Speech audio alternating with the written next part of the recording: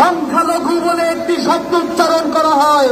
এদেশের সংখ্যালঘু বলতে কোনো শব্দ নেই। এদেশে সবাই আমরা মানুষ, আমাদের মানবিক মূল্যবোধ নিয়ে আমরা এদেশে বসবাস করতে চাই।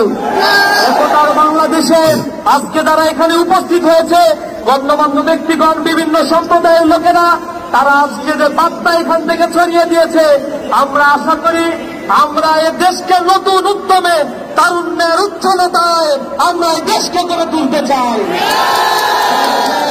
আমরা বলতে চাই, এই বাংলাদেশকে যদি কারো ষড়যন্ত্র করার ছাপ জাগে, আবার যদি কারো ভয় করে এই বাংলাদেশকে প্রতিবাদের উদ্দেশ্যে আমরা এই রাস্তায় সাধারণ ছাত্র জনতা তাদেরকে এই বাংলাদেশে এক মুহূর্তে থাকতে দেবে না। বন্ধুগণ, এই বাংলাদেশ আমাদের স্বাধীনতা উত্তর, এই বাংলাদেশে নিঃশ্বাস ফেলার মতো অবকাশ আমরা পাই নাই। আমাদেরকে নানা ধরনের ত্যাগ দিয়ে এদেশের মানুষের বাক স্বাধীনতা, সাংবিধানিক মানবিক মূল্যবোধকে কমিয়ে দেওয়ার জন্য চেষ্টা করা হয়েছে। আজ মানুষেরা জেগে উঠেছে, জাগ্রত মানুষের কণ্ঠস্বরকে রোধ করার মতো কোনো চক্রান্ত করার মতো কোনো শক্তি নাই।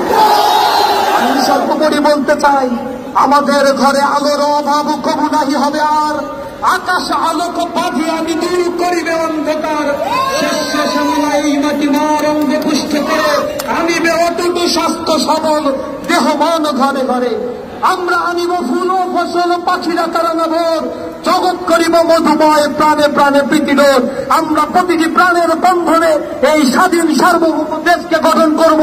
আমরা অতন্ত্রী প্রহরী হয়ে বাংলাদেশের প্রতি ইঞ্চি মাটিকে আমরা রক্ষা করবো ইনশাআল্লাহ। সকল ধন্যবাদ জানিয়ে আমার কথা শেষ করছি। আসসালামু আলাইকুম ওয়া রাহমাতুল্লাহ।